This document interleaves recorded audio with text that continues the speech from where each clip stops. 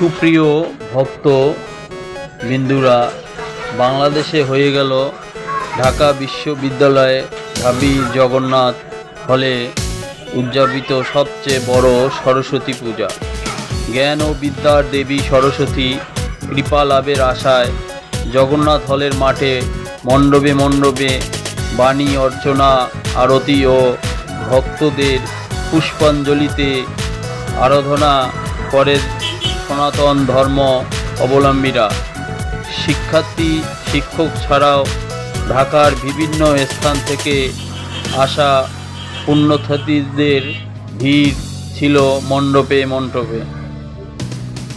বন্ধুরা, আপনারা পুজোটি দেখুন, অনেক ভালো লাগবে। আর আমার এই চ্যানেলটিকে লাইক, শেয়ার, কমেন্ট, সাবস্ক্রাইব করুন আর ভিডিওটি বেশি বেশি করে শেয়ার করুন।